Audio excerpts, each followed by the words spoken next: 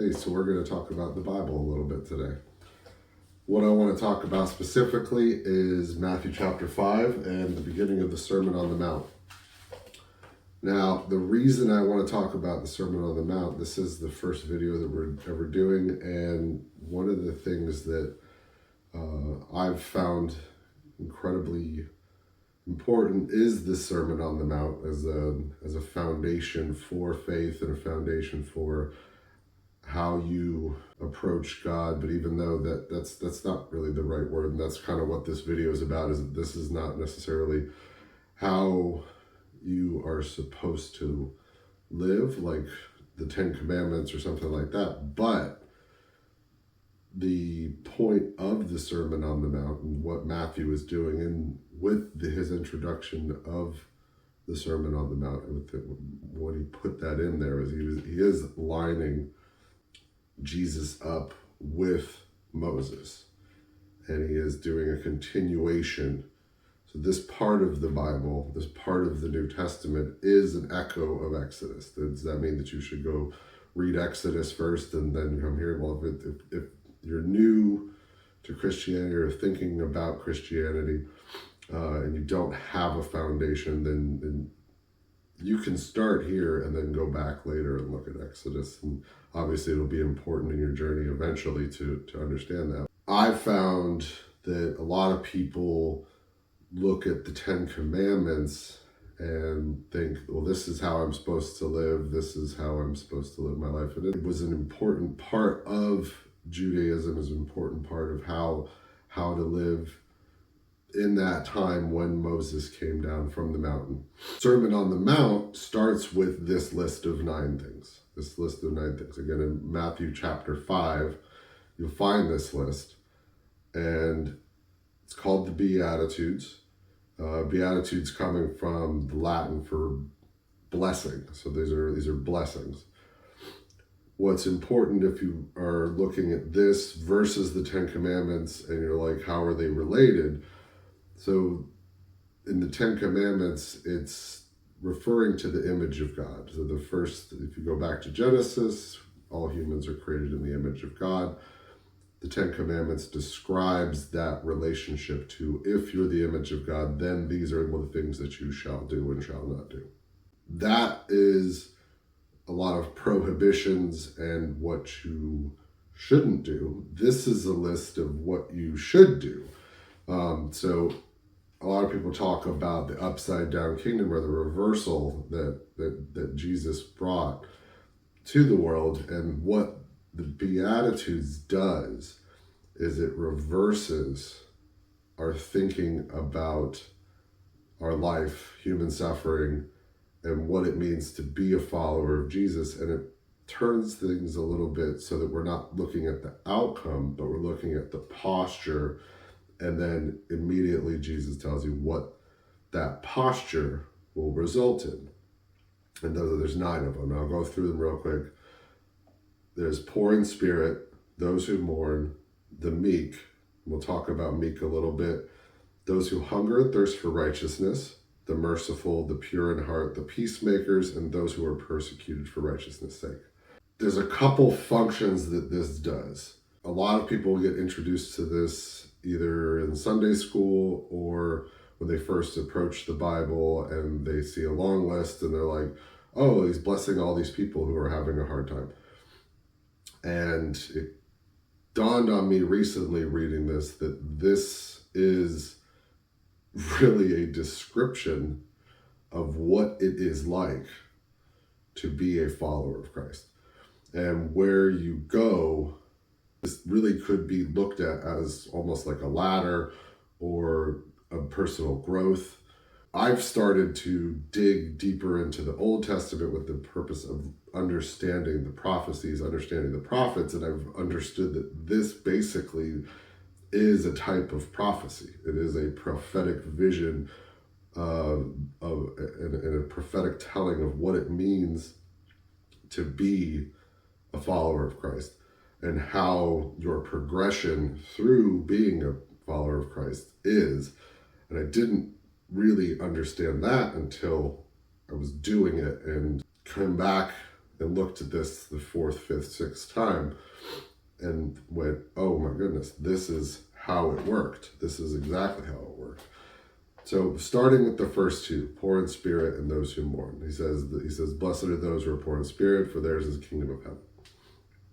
Poor in spirit can basically talk about anybody who's coming to Christ, who will eventually find Christ. Is that you are in this place where you're just like, something is wrong with the world around me. Something doesn't feel right with how I'm engaging in the world, how my friends engage in the world, how marketing and advertising suck me in and try to take everything from me, and I get caught into these cycles, and you get into this cycle of poor in spirit where you may be rich or not rich in money and in friends and things like that, but you just don't feel right about what's happening in the world, how the world works, how I'm placed in the world, and that's poor in spirit. Followed by those who mourn. So this isn't necessarily mourning over death. It could be mourning over anything. It could be mourning over yourself, mourning over your position and status, but feeling downtrodden, sad, and just genuinely lost. He says, blessed are those who mourn, for they shall be comforted. Those two postures can exist very easily outside of religion, outside of religious context, outside of Christ. The next one is the meek. Now, the meek is always really funny to me because we don't use this word very often in modern culture. We don't talk about the meek very much.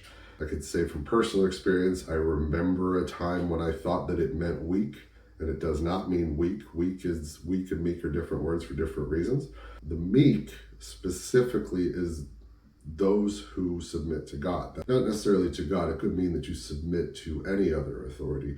And when we talk about what it means to put God first, put God above all others, put Christ first in our lives, what you're saying is that you are submitting yourself away from egocentric ways of thinking, taking only care of yourself. You're ignoring Maslow's hierarchy as a way of going and addressing your needs. You're not worrying about my needs first. You're worried about the needs of others, because those others are just as valuable and important as you are, because we're all the image of God, and as images of God, we are submitting to God, and therefore everyone is as valuable or as important as others. And so really that all encompasses what the meek is. So you have to get to meek to even be able to follow Christ. You have to, because following is meekness. I'm following. I'm choosing to not blaze a trail. I'm choosing to not make my own way of doing it. I'm choosing to not come up with my own way of doing it. I'm not putting myself in front of everyone else. I'm not going to, by any means necessary, fulfill my own base needs. This is what the meek is. And he says, the meek shall inherit the earth. The next parts are not, in my experience, not something you'll strive for, but if you obtain full meekness, as it were, and you completely submit your will to God in Christ, you'll find yourself moving into the next pieces of the ladder. The next one I know really well, because that's really why I've even broke this down. Those who hunger and thirst for righteousness shall be filled. Once you find yourself submitting to God, submitting to a higher authority, submitting to Christ, and in kind submitting to everyone around you, as they are also images of the Lord, you start to hunger and thirst. You start to feel a burning sensation inside you, which is often akin to the Holy Spirit, to just figure out what's right, what is the right way, what is righteousness.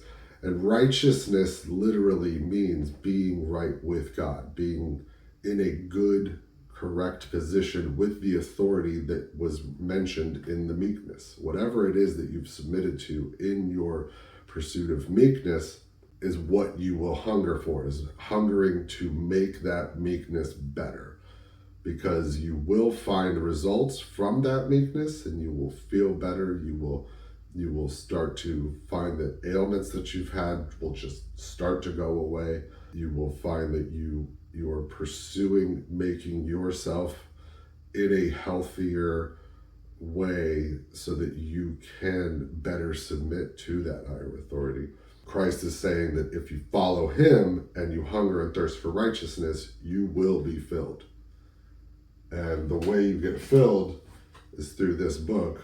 You find yourself a Bible and you start to dig in and you look around and you find what's in that Bible.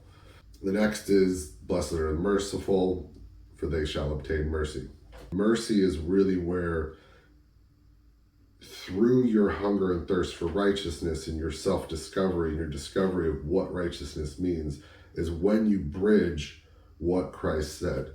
Christ said, there's only one real command. He tells his followers there's only really one command that fulfills all of the law. He says he fulfills the law, but there's one major command, and he says one command.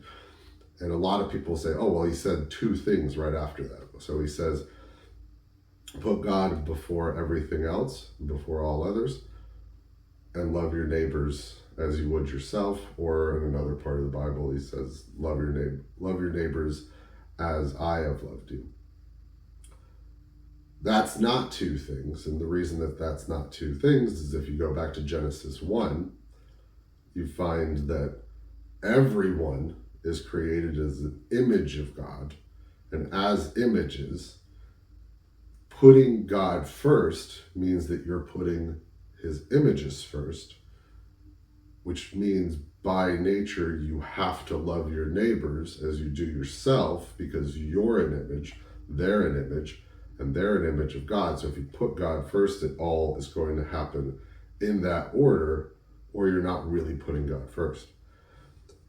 All that's to say, if you do that, you learn to do that, you learn that you're supposed to do that, you naturally become merciful. You can't not become merciful, because if you walk through this world looking at every person and saying that person is an image of God, that person is as good or bad or otherwise as me, I'm an image of God, we're all the same, no matter what we do or do not do, you will become a merciful person.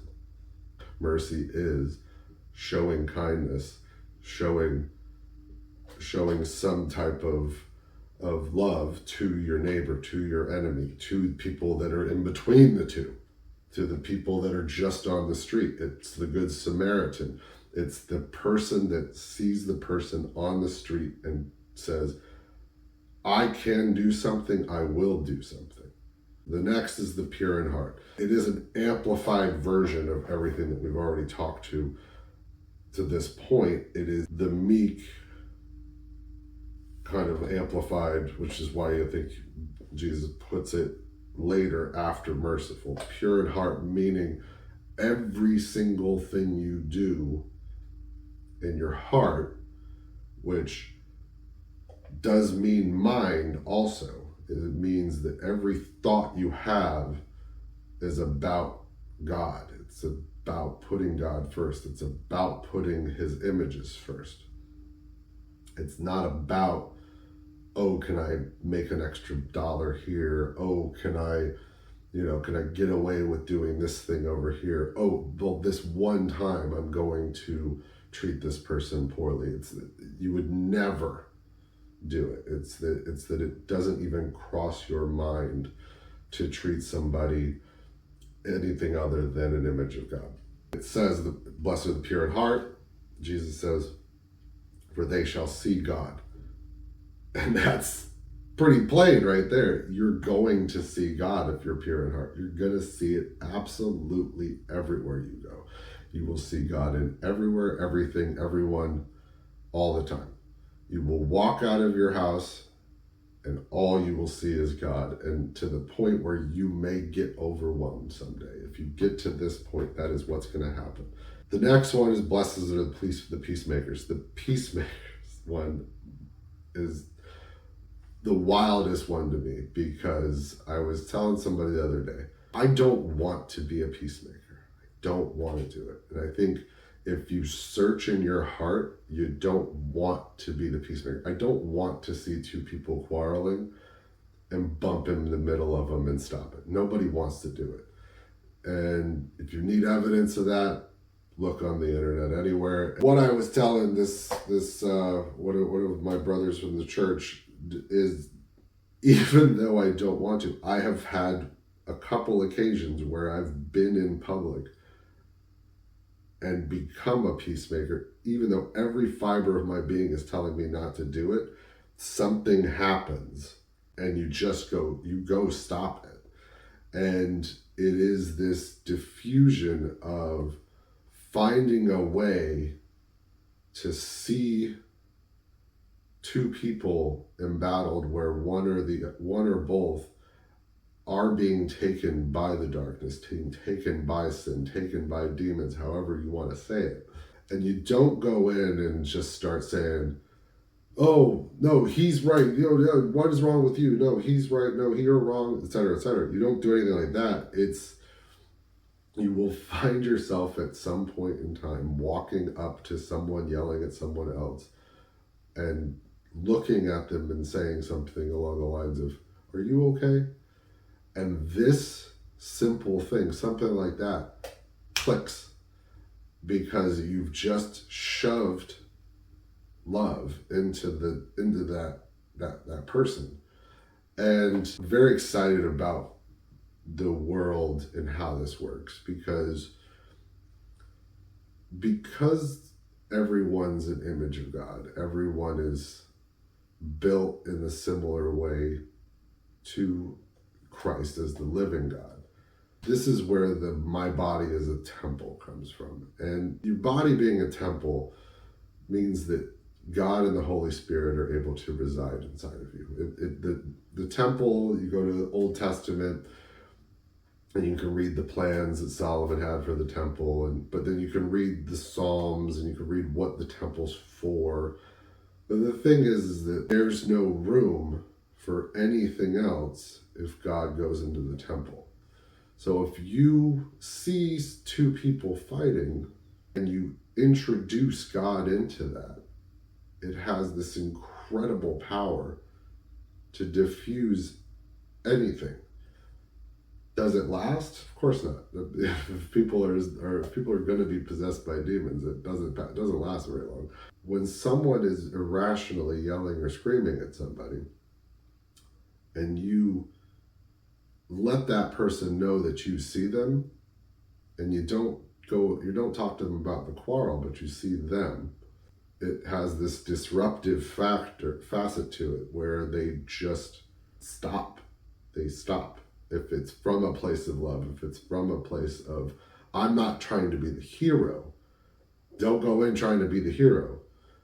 That's a recipe for disaster, and that's going to make things worse. If you go in thinking, I'm going to stop this person, that's when it's a problem.